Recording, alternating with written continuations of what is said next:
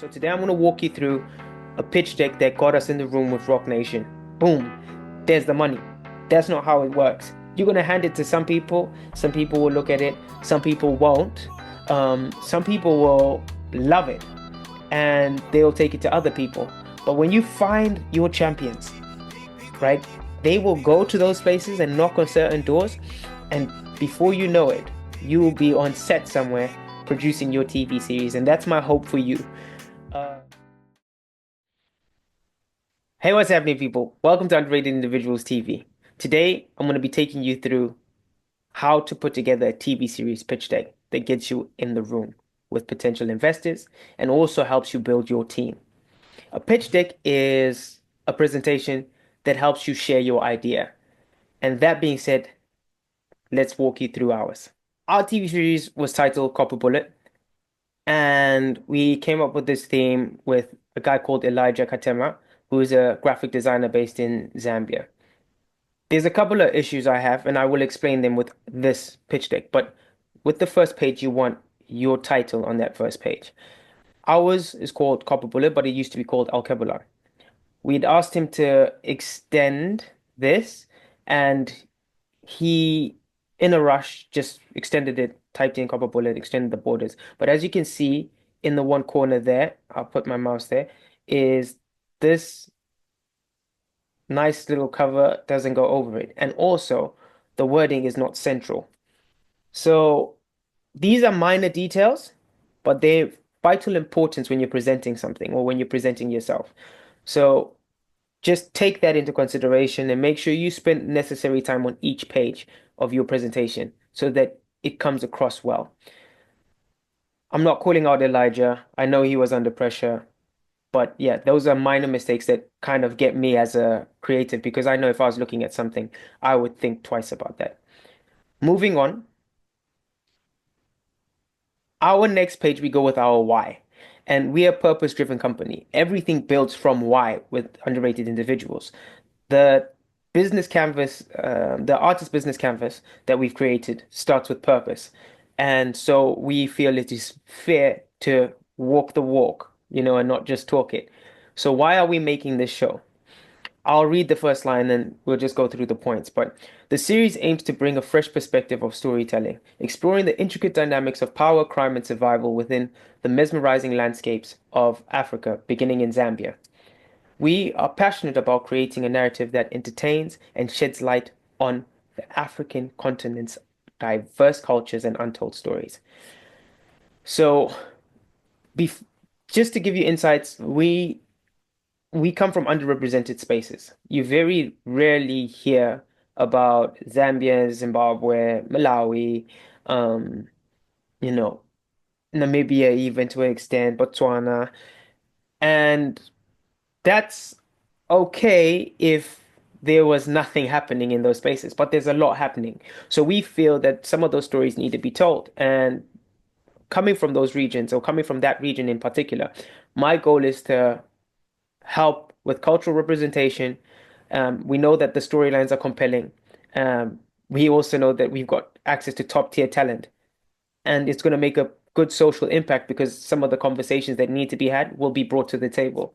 So we start with our why. You don't have to do that. Some people just go straight to the world of the story. I mean, to the synopsis and then the world of the story.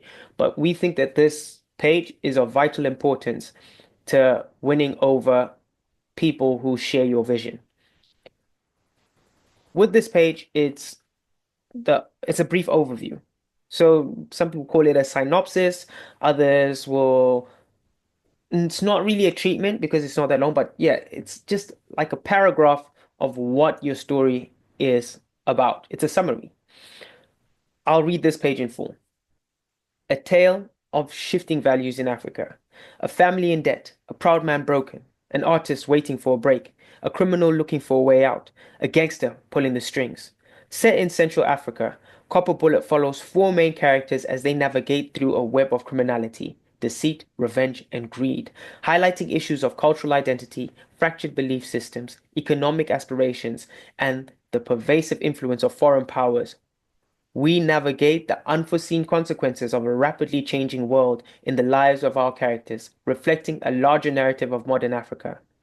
As power struggles between competing interests unfold, we are drawn into a matrix of crime lords, law enforcement, and the ordinary people caught in the crossfire, who find themselves reluctantly drawn into the shadows of criminality. Inspired by real events. That inspired by real events is because this story is actually based off my uncle's story that he shared with me. I will put a link at the end of this video for you to be able to go and watch some of the clips where I was talking to him and he is sharing some of these insights. I found it cool. I'm sure you will too.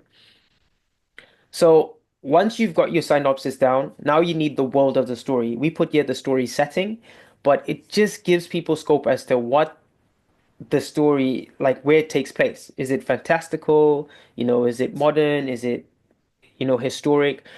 I'm not going to read the whole thing, but there's notes here that I want you to get a glimpse of. First and foremost, we put presumably Zambia, presumably Congo, presumably Guinea-Bissau. That's on purpose. That's intentional because our story is set in an African country, but we never say which African country. This is because after speaking with our team for, going back and forth a number of times, we came to the conclusion that we don't want to call countries out. We don't want to give people an excuse not to pay attention to what we're saying. We want everyone to get involved. And the truth is, most people see Africa as a country, but we know that there's 54 countries, maybe 55 now, if I'm not mistaken, but 54 countries. And that being said, we all have different things that are going on, but our borders are very porous, especially when it comes to crime. And that's not me calling out governments. That's me just looking at the situation in Rwanda and Congo, looking at the situation, when Zimbabwe was involved as well with Congo, looking at what happens with Zimbabwe and South Africa when, just after independence, with people kind of fleeing to South Africa, and even now in this modern day where we had a lot of Zimbabweans crossing over because of the hardships in Zimbabwe. Our borders are there, but these are also borders we've not created. So by us doing this and talking about these spaces and going somewhere in Central Africa, the coast of East Africa, eastern borders, it kind of just paints a picture of it being your story and our story to share. So yeah, so we've done that on purpose, but you take this opportunity to share what that land actually looks like. In ours, we talk about it being an exploited modern African country marred by corruption and insatiable greed, you know. So we kind of paint, this witchcraft and all of this stuff, but we're saying this is what's in this world we're trying to build. As we move on to the next slide, it's a log line. One or two lines that kind of encapsulate the story. It's what usually used to appear at the back of a DVD cover, or what you might read when you're scrolling on Netflix. It will just have that little line, and that line is called a log line, or some people go, "Oh, it's a tagline." It doesn't really matter what you call it. Just it's a line that it helps people understand the show. I'll read this line just, and there's a lot of really nice words in here that I don't use on my day-to-day life, by the way. But if you use Grammarly or if you're using ChatGPT, you can also sound smart. So logline, in the heart of Central Africa, a once thriving farming family is thrust into the shadows of criminality after their father's illicit activities ensnare them in a web of debt with local gangsters. Now they must navigate the perilous landscape of crime to secure their survival. In a world where the lines between right and wrong become increasingly blurred with every desperate choice. Simple, straightforward. It should explain, you know, what's going to take place over the course of the season or the beginning of the season just to get people tied in. What's your catch? That's how I think about it, is what's your hook? You know, what would make people want to watch and write that line. Now we move into characters. I'm not going to read all of this, but we start off with plot A. And plot A are the people that you're following. It's the main story follows. And in this case, it's the Dos Santos brothers, but Muila in particular. We've put both brothers in this space because their relationship affects the story so much. But we're following Muila, the older brother, because it is mainly about how he tries to solve this. When we are building the show, we built it with multiple characters in mind, and we went through each character and built intricate backstories so that each of them could potentially have their own show, depending on who the audience feel or are drawn strongly to. Here, plot A, as we said, it's the Dos Santos brothers. You kind of already know what they're up to. Um, we reached out. So the next page now, I put in two of those brothers. And I was already writing myself in as Joao, who is the younger brother, and who is actually the uncle that is telling me the story in real life. Um, so I was like, okay, cool. I want to get back on screen. I'm gonna take this opportunity and write a show and put myself in it in this space. So I was gonna play the younger brother, and I couldn't find anyone who would play my older brother, who kind of may have looked like me or looked like we kind of come from a similar family. I started to do my research, and this is where research is important. And I found that there was a Zambian actor in LA that was doing extremely well, and I took a chance. I messaged him on Instagram. This is somebody who's worked with Tyler Perry. He's, been on Deputy, Counterpart. And I thought, he's probably not going to respond, but let's reach out. I'll move my thing just in case there's some of you that are reading. I'll move this little thing. Yeah. And Akende Munalula, he he's become my brother. And this was in 2023 when I reached out. And here we are in 2025, and I'm still going back and forth. And he knows, and everyone knows that I'm still on this, and I'm gonna bring this thing to life with your help, of course, because our team is grinding. I believe in this project, and I need to make sure that everyone knows that it holds such a higher purpose that it's impossible for me to not try and bring it to life. So again, we just outline his story and his relationship with his brother, and then again we outline his story and his relationship with his older brother. I always say, like, if we look at Muila, the elder sibling initially embodies responsibility and principles. However, circumstances force him to betray his core values to salvage his family from financial turmoil. It kind of starts to paint this thing, and his demeanor, changes from reserved to assertiveness. And there's so much that happens, but we kind of say that in a small blurb. He's once a simple, drama-free life, family life. His needs stability and peace within his family. For Joao, who's the younger brother, he wants a lavish life away from the farm because he's been there all his life while his brother went off and lived and enjoyed and has come back, the prodigal son. And then he also despises that relationship with that his brother has with his parents, the Mr. Perfect, despite going through what he's gone through and going through, I think, like a divorce of some sort. That's what we'll call it. I don't want to say too much, but I'm still saying too much. And then his needs, acceptance and appreciation for his talents. So he's a talented musician. And it's something I could relate with because I wrote the role where it's my uncle mixed with my story because it's like I want to make sure that I can connect with it and give the performance that I want to give. We move on to plot B, which is the sub story that we'll be following, and that's the lead antagonist. This will be played by Dixon Mumba Jr., and he's a standout Zambian actor. As I said, we were working with a guy called Katema. He's a family member, a nephew. And there's a couple of mistakes that he made because he's just rushed. So if you're working with a graphic designer, do not trust that they will do the right thing. Stay on top of them. In this case, he put Dixon's name in prop B, but the name was meant to be remain the same, which was Mulenga, Humphrey Mulenga, and that was meant to be up there. And Dixon's is meant to go under the same way we have played by Tendai Share, a standout Zimbabwean actress. That should have been played by, yeah, at the bottom, just underneath. But again, those are minor things. But as I said, these minor things make a big difference. So when you're presenting yourself, make sure that you go over this stuff and you make sure it's clean. Anyway, so Dixon came on board a lot later. We had Maki 2 in mind, who is a Zambian rapper, to play this role. One, he's from the region. Two, he's a friend. And I tried to share the vision with him, and I know it didn't quite resonate. And this is where the presentations help, is I didn't have this presentation yet, but I had shared a little bit of documentation and scripts, and he didn't read the scripts. He barely read the read through the synopsis, and he was on his own mission. That's not me calling him out, that's just me stating the fact that he was uninterested. And it's good to see that. It doesn't mean that he's not a friend, it just means that he had his own ideas. So, again, these presentations help you connect with people, and some people will read through it and go, I like that. And some people read through it and go, it doesn't work for me. There's nothing against that person. It's just the way it is. Not everyone will love your ideas, and not everyone will hate them. It's life.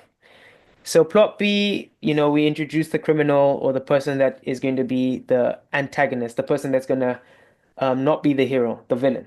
So we've got the heroes, the villains, and then, or the villain. And then in our case, we've got another hero, which is plot C, and that's Mutale Piri. So I approached Tindaishe. She's a friend of mine. We've known each other for over a decade, and she was like, I'm in. Whatever you're doing, I want to be part of. I know. And they've all been good. Everybody that's on this deck has been amazing. They've stuck with me despite the hardships of knocking on doors and not making any way. So they believe in the vision, and that's what the power of a good pitch deck or getting your ideas onto paper can do. Again, what are the wants of, Humphrey? It's dominance as the main boss, needs resolution regarding the cards life has dealt him. He's got his back and forth, Humphrey, between him and the older brother because they went to school together. And as I said, Muila got everything he wanted, and Mulenga nearly got nothing. As we move on, there's also another trait that I've realized here is I've used a lot of M's for the lead names. Be aware, it may be a little bit hard for audiences who are watching and they're just hearing ma ma ma ma ma. So a lot of these names we're going to use their nicknames. So instead of Mulenga being called Mulenga, we'll probably use his middle name, which would be Humphrey. And instead of Mutale being called Mutale, she'll be called Tale, you know. So it's things like that that we have to take into consideration. But again, this gives you scope. We've got plot A, plot B, plot C.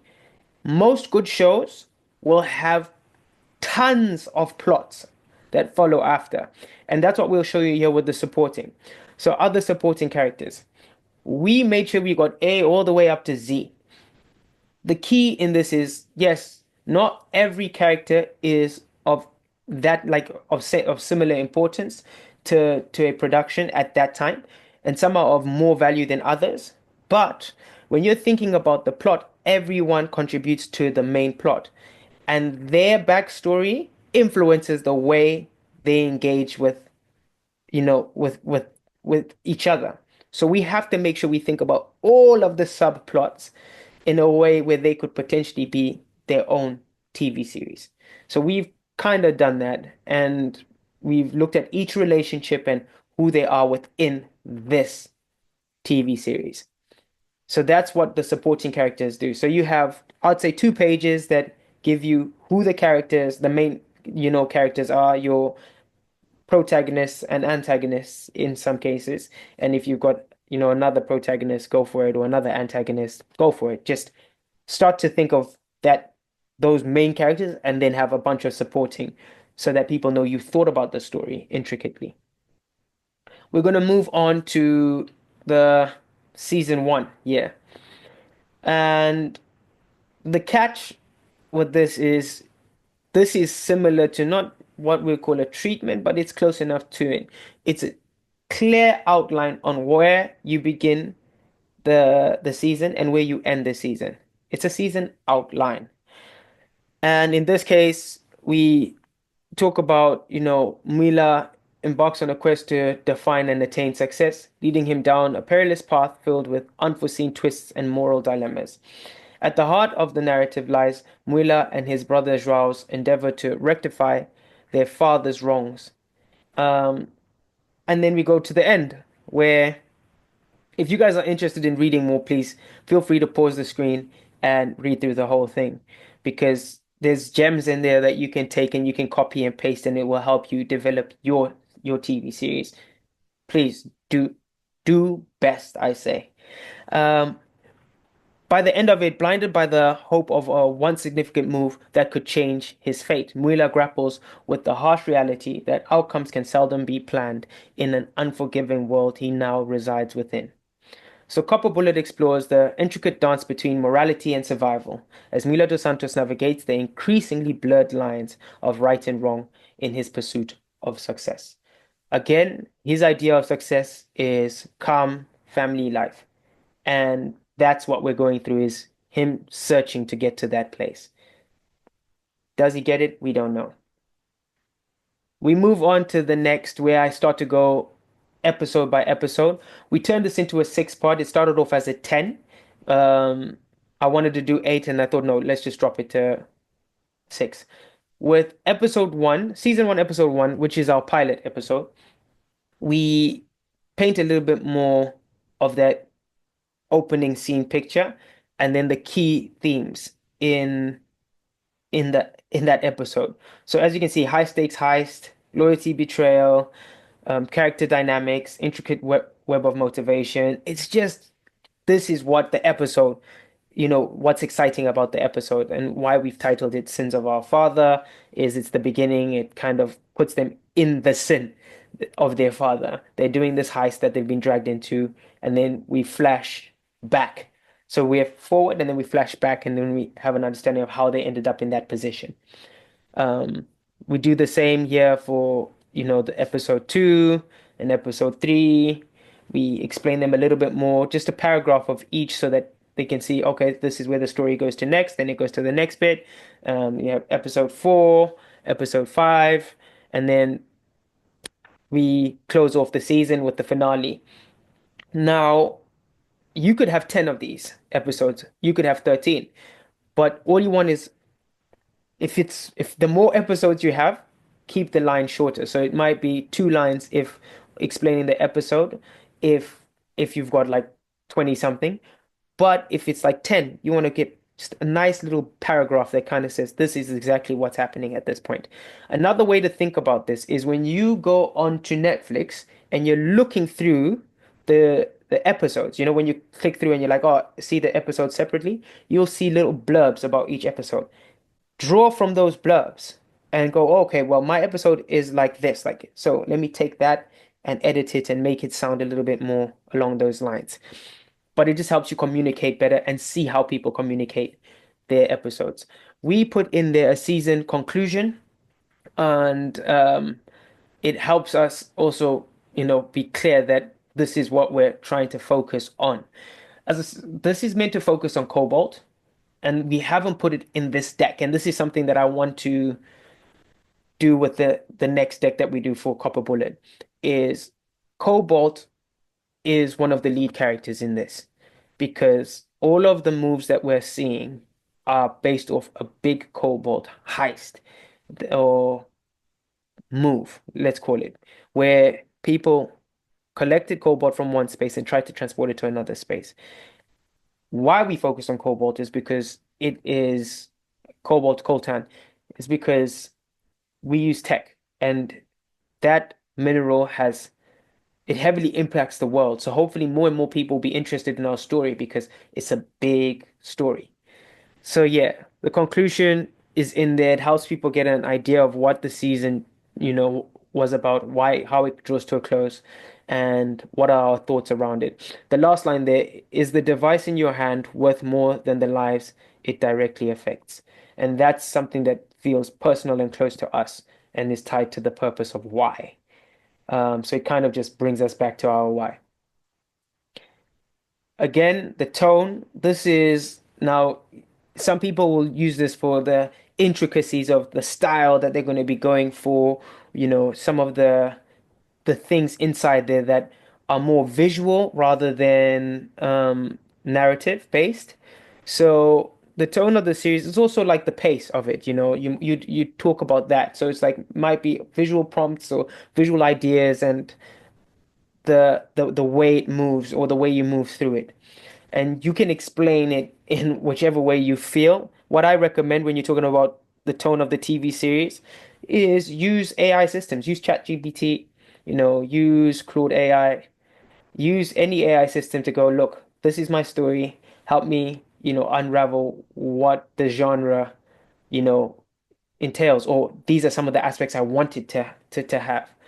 The tone of the series serves as a stark reflection of contemporary Africa, exposing a landscape rife with characters driven by pursuit of social dominance through manipulation, financial prowess, and sheer force. These characters epitomize the darker facets of the present African environment, embodying traits that highlight the struggles within the society. However, beneath the veneer of these actions lies a complex interplay of relationships within families and the broader social fabric. I could read the whole thing, but you get the scope. Is we kind of trying to touch base on the things that matter to us in this. In this nuanced portrayal, the series strives to capture the essence of a multifaceted Africa. You know, complexities, contradictions, blah, blah, blah, blah, blah. But you get the scope. We kind of that's where we're focused on. We're not talking about in when we talk about the tone here, we're not talking about the pace too much. We're not talking about the visuals too much, but we're talking about the nuances around it and trying to give that contrast of that's what we're gonna go for. Um, I put in a team one, yeah, so creative and production team. Again, another mistake that Katema made is if you look up, there's no space between the and. I'm minor. I look at these minor things, but they mean a lot to people like me.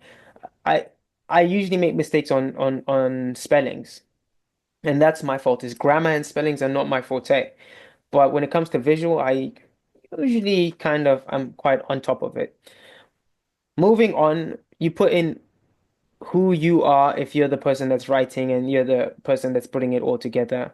Then you have your team underneath you, like my line producers, Chiedza Rodzi, who again I put out a call for actors because I felt that we were close. We are talking to big companies. It looked like we were going to get funding for it. So we put a call out for actors and actresses. And Chiedza had, auditioned and I watched her audition and I was like, wow, okay, actually, you don't suit this production. But then I looked into more of her work and I was like, yo, you would make a dope line producer. So I reached out to her and, she was like, yeah, I'll work on the project. David Kazadi's a really good friend of mine. I put him in as first AD, not because I'm going to direct it. I might, who knows. And if I do, we'd work. There would be no first and no second. We'd be the directors. But I was trying to find a director who would be able to not only bring in resources, but take this thing to the next level. Like, I want this to be bigger than Narcos, bigger than Power. I want this show to just really like become the show that Africa raves about. And it connects Africa in ways that most shows have failed to do. So I was leaving that director thing open, but I do think that it will probably be David and I by the looks of it. Um, Unless, people like Sebastian Thiel. Yo, Sebastian, if you're out there and you watch this, bro, come through, come through. We've got another local line producer because we're shooting in Zambia for the first episode. Is Golden Maiwanga, who's a friend of mine. I've worked with him on a number of productions. He's an award-winning producer, executive producer in Zambia. And then Stephen Jones, who is a British scriptwriter, and he's based out here. But I had started to share the idea with him in 2023, early 2023 or 2022. And yeah, as a friend, he just jumped on board and he was like, yeah, cool, let's develop it. And he's helped me get the scripting to the point that it's at now. And we've nearly completed all 6 episodes in terms of scripting. So again, I just started to talk to people about the idea and bam. Each of these things, when you put in your creative team down, think about the highlights of their life, type them into a paragraph, boom. And then our team goes on. We've got Melvin Alusa, who's a Kenyan, a big Kenyan actor. Emmy, I think Emmy nominated or Emmy award winning. I always forget. But yeah, he's come on board to help us with production. We've got Esther Piri Kangwa, who is going to be a production manager in Zambia. and work hand in hand with Golden and Chiedza to, make sure everything runs according to plan. Head of makeup, now that one, Auntie Evelyn Gambier. Again, reached out to her, shared some, insights, shared the vision. Tendai is the one who actually connected us, and she was like, "Oh, I know Auntie Evelyn," and I was like, "Okay, cool." Auntie Evelyn's been so good to me. She's kept me going. She's been positive. Again, these presentations they only are as good as your team. Her son is Mako, I think Pingiriasi. Yeah, yeah. Mako, again, is somebody who's worked on a lot of stuff. And he was like, yeah, cool, I'm on board. These are my fees. This is how I work. Cool.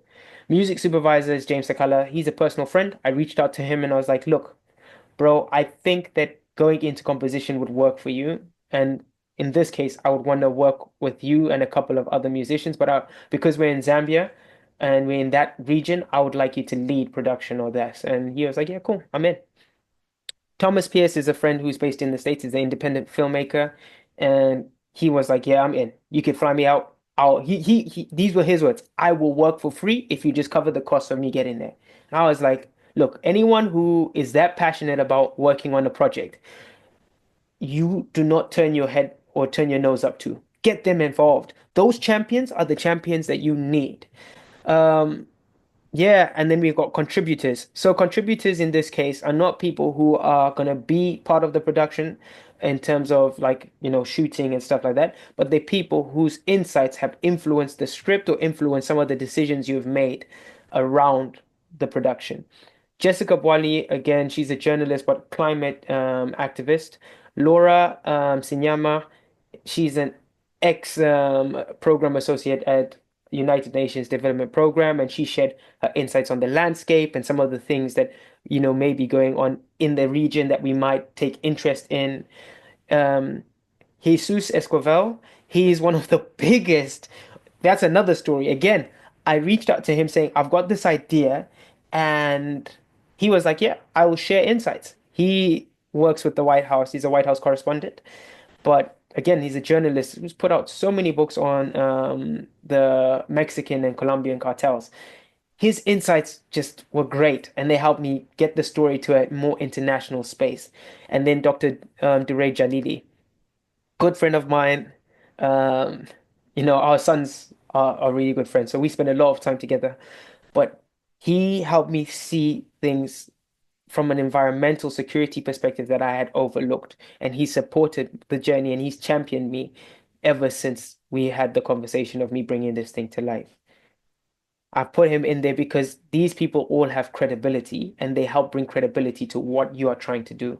So think about that. How do the people that you're putting on this paper actually help you cross that line? And that's it. So again, at the end, last page, we've got all of our companies there that are all the companies involved. What I would do is I would go back to things like, King's College and stuff, and you see people will put those logos in there. But what I've tried to do here is just stay true to the companies that have said they will work with us. This deck managed to get us in the room. Um, and we just put a big thank you at the end. That's 19 pages. But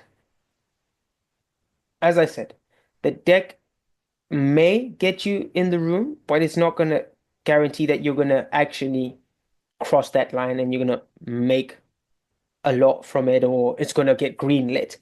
That's not the point of it. The deck is to help you organize your thoughts.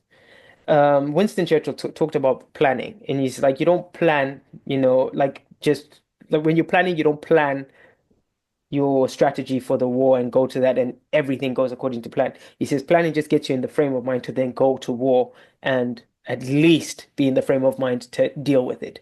So think about it in a similar context. When you're putting your presentation together, it's not because that's the plan and it's going to work and you're going to walk into the door and you're going to hand it to them and they're going to be like, boom, there's the money. That's not how it works. You're going to hand it to some people will look at it, some people won't.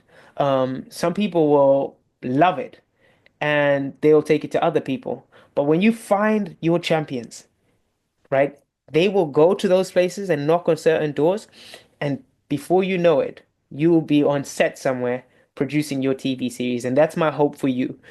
Uh, My name's Jerome Arab. I'm the founder and CEO of Underrated Individuals. Thank you for paying attention. Subscribe, like, comment, ask questions. Tell us what you'd like to see more of. Tell us what you'd like to see less of. And thank you for being here. Stay blessed. Peace.